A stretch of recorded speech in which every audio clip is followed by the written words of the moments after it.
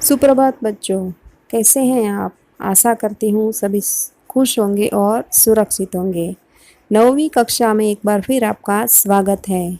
आज हम सीखने वाले हैं हमारा गद्य जिसका नाम है क्या निराश हुआ जाए, जो आगे हमने थोड़ा सीखा है और बाकी का आज सीखेंगे। तो आइए शुरू करते हैं।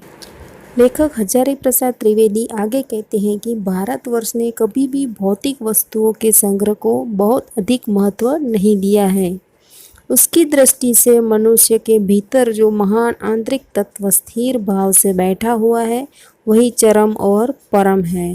लोभ, मोह, कामना, क्रोध आदि विकार मनुष्य में स्वाभाविक रूप से विद्यमान रहते हैं, पर उन्हें प्रधान शक्तिमान लेना और अपने मन तथा बुद्धि को उन्हीं के इशारे पर छोड़ देना बहुत ही निकृष्ट आचरण है।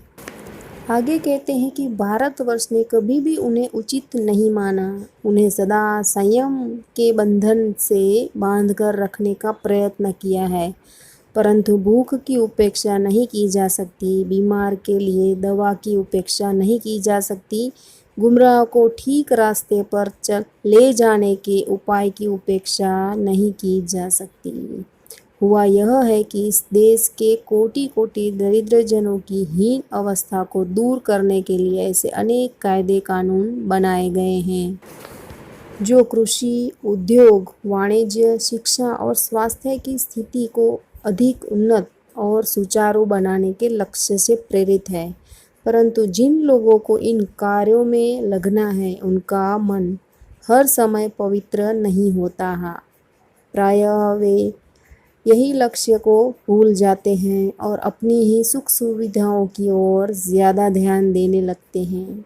व्यक्ति चित्त सब समय आदर्शों द्वारा चलित नहीं होता। जितने बड़े पैमाने पर इन क्षेत्रों में मनुष्य की उन्नति के विधान बनाए गए, उतनी ही मात्रा में लोभ, मोह कैसे विकार भी विस्तृत होते गए।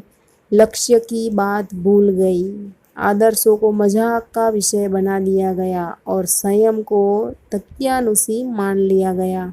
परिणाम जो होना था वह हो रहा है।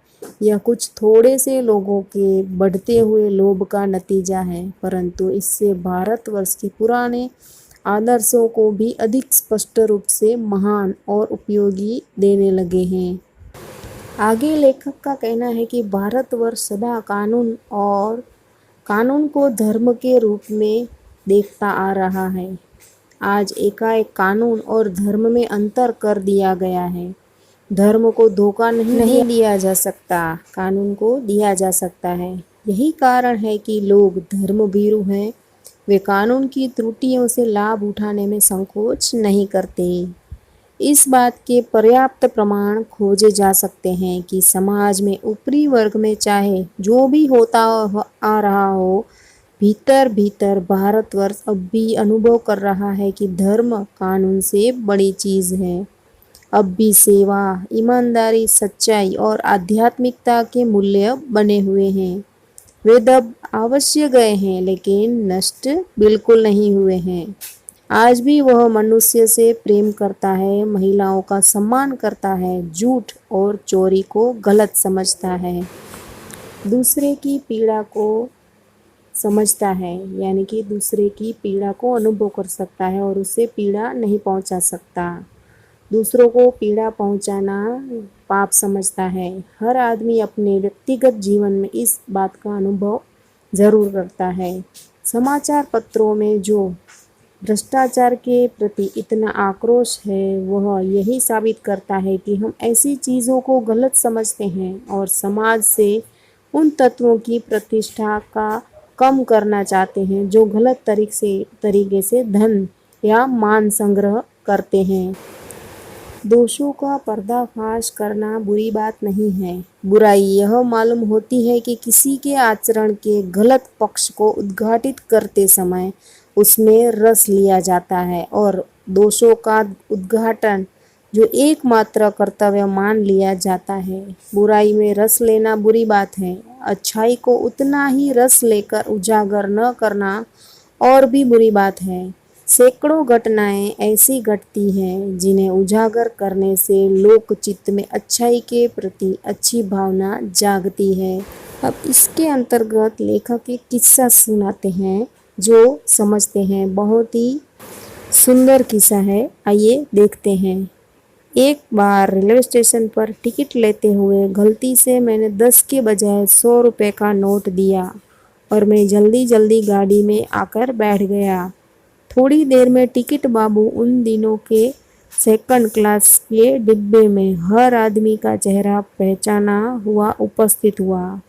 उसने मुझे पहचान लिया और बड़ी विनम्रता के साथ मेरे हाथ में 90 रुपये रख दिए और बोला, यह बहुत गलती हो गई थी, आपने भी नहीं देखा और मैंने भी नहीं देखा। उनके चेहरे पर विचित्र संतोष की गरिमा थी। यह देखकर मैं चकित रह गया। कैसे कहूँ कि दुनिया में सच्चाई और ईमानदारी लुप्त हो गई है।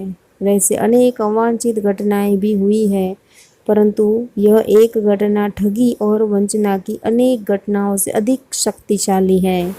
ऐसी और एक घटना लेखक ने बताई है, लेकिन वो हम अगले वीडियो में समझेंगे। आज के लिए बस इतना ही। आशा करती हूँ इतना गद्य आपको समझ में आ गया होगा। धन्यवाद।